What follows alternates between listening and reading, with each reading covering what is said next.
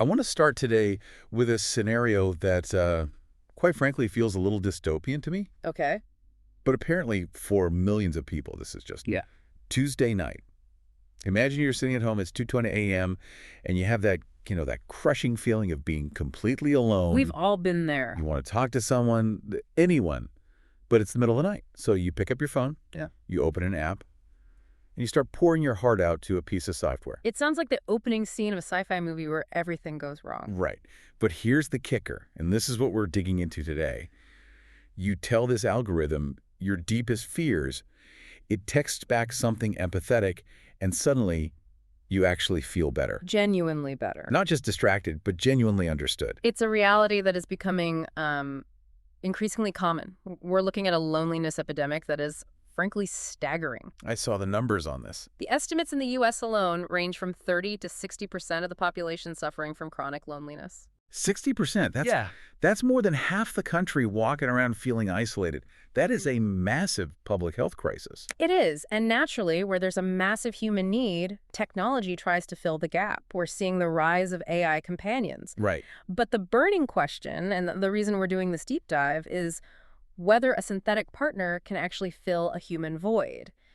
Is it a real connection, or are we just soothing ourselves with a digital placebo? Exactly.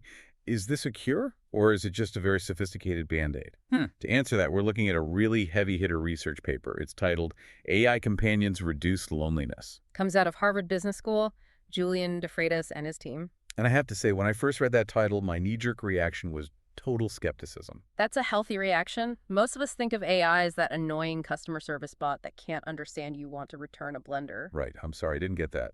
It's frustrating, not comforting. But we have to make a crucial distinction here right at the start. The researchers aren't talking about task bots. They're analyzing a specific class of AI designed solely for companionship. So, no tasks. These bots are taskless, they don't set alarms, they don't check the weather. Their only job is to be your friend. And apparently business is good. Booming. Generative AI is forecasted to hit, $1.3 trillion by 2032? And a significant slice of that is the digital friend market. We're talking about apps like Replica, Chai, iGirl.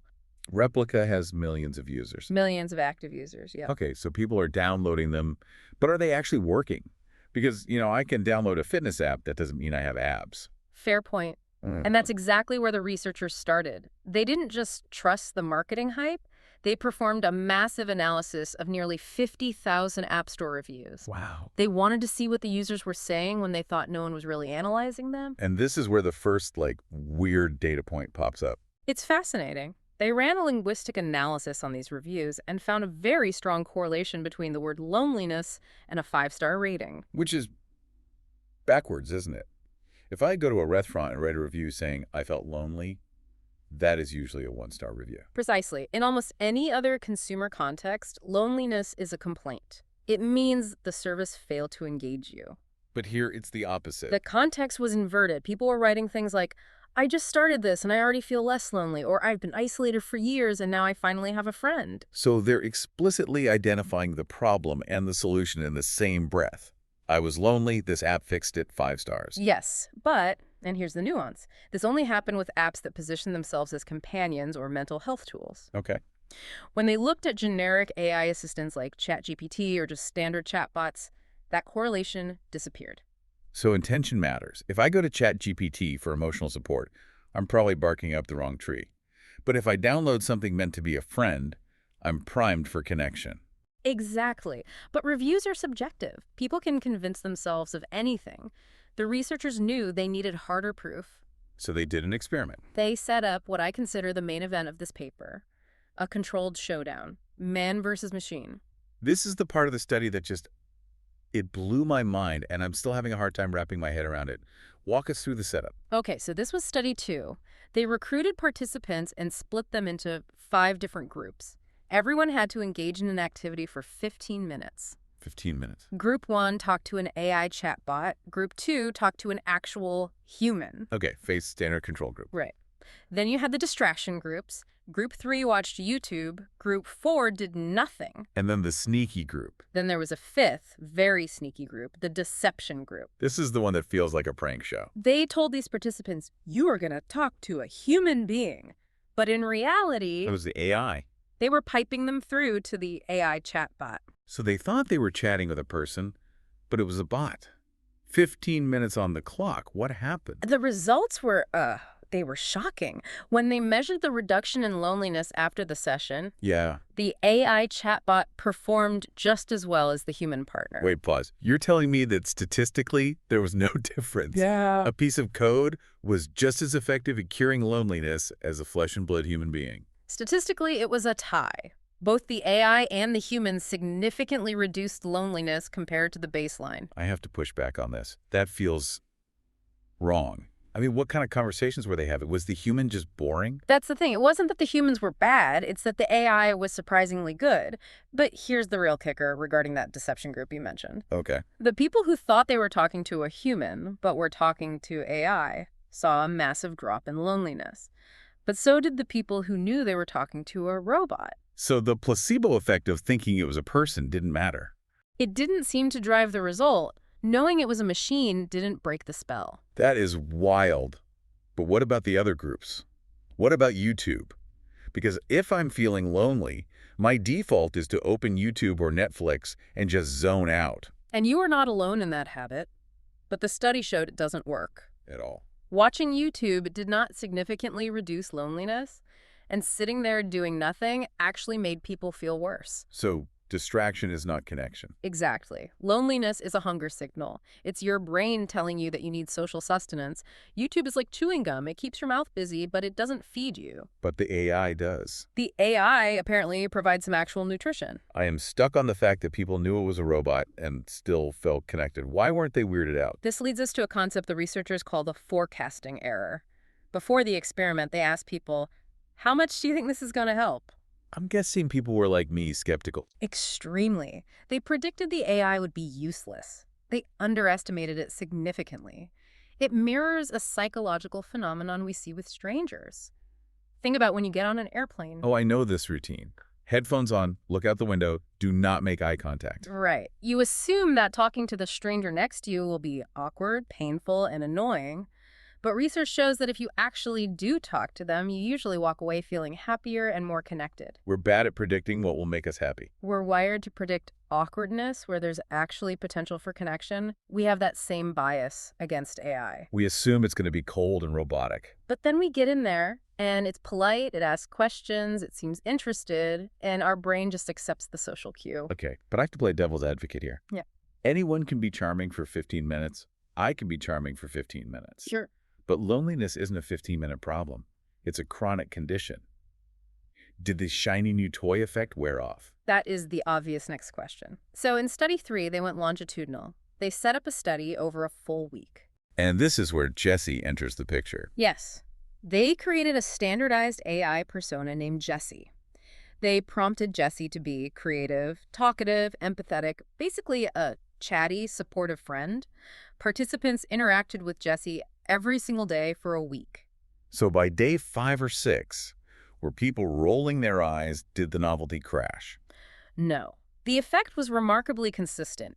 Every single time they logged in to talk to Jessie, they experienced a momentary reduction in loneliness. Every single time. It worked on Monday, and it worked just as well on Sunday. That sounds incredible, but I'm sensing a but coming. Well, it's more of a medical distinction. Think of the difference between a painkiller and an antibiotic. Okay. An antibiotic attacks the source of the infection and cures it. A painkiller like Tylenol suppresses the symptom for a few hours. And the AI is the Tylenol. The data suggests that yes, Yeah. while it lowered loneliness during and immediately after the interaction, it didn't necessarily lower the user's baseline loneliness throughout the rest of the day. So when they weren't using the app, The loneliness crept back in. It's a treatment for acute symptoms, not a permanent cure. which makes sense. If I have a great conversation with a friend, I feel good. But if I go home to an empty house, the silence eventually comes back. Exactly. But for someone in chronic pain, a painkiller is still a very valuable tool. Some of the user feedback was really touching. People described it as a pleasant routine. Just having someone to check in with. One person said it felt amazing just to have something listening to them. That word listening, That feels like the key to the whole mystery.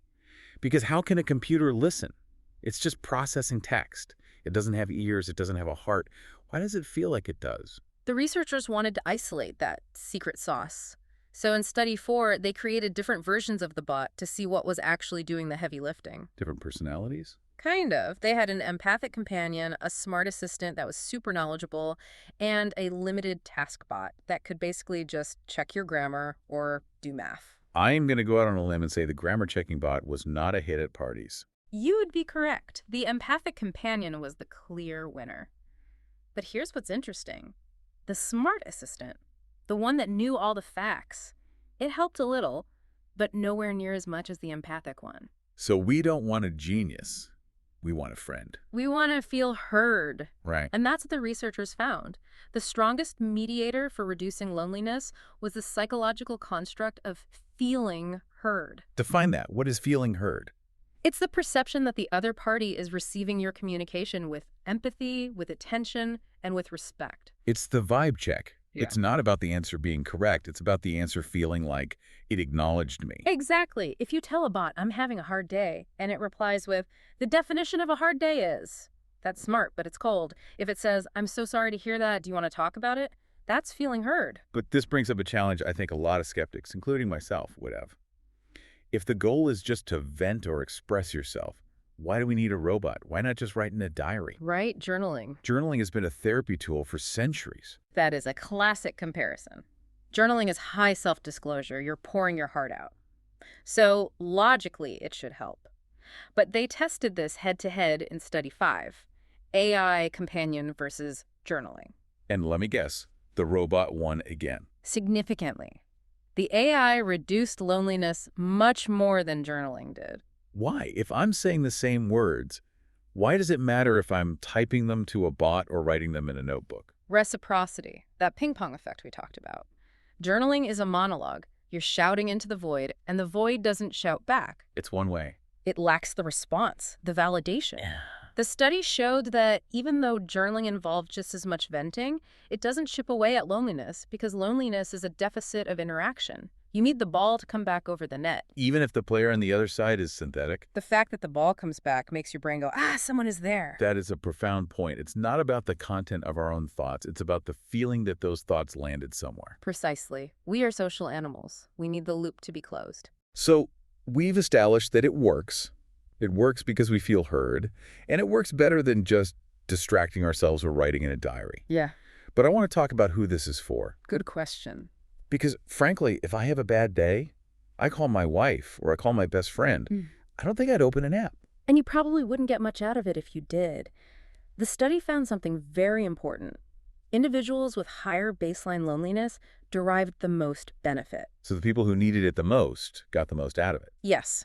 It acts as a social buffer. If you are socially saturated, you have a partner, colleagues, friends, talking to Jesse, the bot is just a novelty. But if you're not, If you are in that 30 to 60% of people who are chronically lonely, this intervention is powerful. I want to address one more skeptical angle here. We talked about how people might just be telling the researchers what they want to hear. Oh, yes, Mr. Scientist, your robot is wonderful. That's a huge problem in psychology called demand characteristics. Participants try to be good subjects. They figure out the aim of the study and subconsciously try to help prove it. So how do we know that didn't happen here? The researchers were very clever. In that final study, they used what are called decoy questions.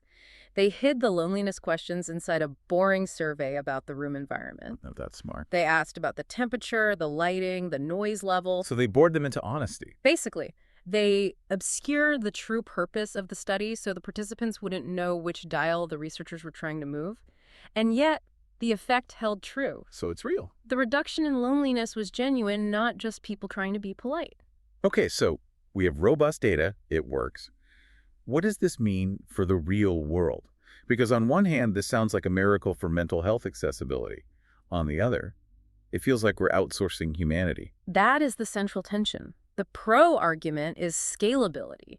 Human therapy is expensive, hundreds of dollars an hour. It's scarce. Waiting lists are months long.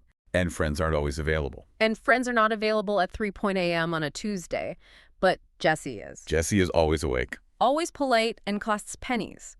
For someone in a crisis of isolation, that accessibility is a game changer. It's a lifeline that simply didn't exist before. But the risk, I worry about the Wall-E future. If I have a perfect, compliant AI friend in my pocket who never judges me and always thinks my jokes are funny, do I stop trying to deal with messy, complicated, real people? That is the dependency risk. The Yeah. researchers are very careful to note that while this works as a buffer, we don't know the long-term effects. Does it become a crutch that prevents you from seeking human connection? Uh, Or, or and this is the hopeful view, does it act as a bridge? a bridge. If you haven't spoken to anyone in weeks, your social muscles atrophy. You get anxious. Maybe interacting with a safe, non-judgmental AI gives you the confidence to go out and say hello to the barista or call your sister. So it could be the training wheels for real connection. Ideally, yes, it Mm. stops the bleeding so you can heal. It's a lot to process. We started with this idea of, sad people talking to machines, but the data from Harvard is telling a much more nuanced story. It is. The key takeaways are undeniable. AI companions are not just toys. They are effective tools for momentary loneliness relief because they hack a very specific, deep human need, the need to feel heard. And they work better than what we usually do. They outperform passive entertainment like YouTube, and they outperform solitary activities like journaling. And the fact that we consistently underestimate them, that forecasting error, means there might be a lot of people suffering right now who could be helped, but they're just too cynical to try it. We dismiss it as fake, but our brains respond to it as real. And in a public health crisis, maybe what works is more important than what is real. That is a heavy thought. I want to leave our listeners with one final provocation today. This study proves that we can form emotional bonds with synthetic partners, that an algorithm can make us feel more heard than our current social habits. It really forces us to look in the mirror. It does.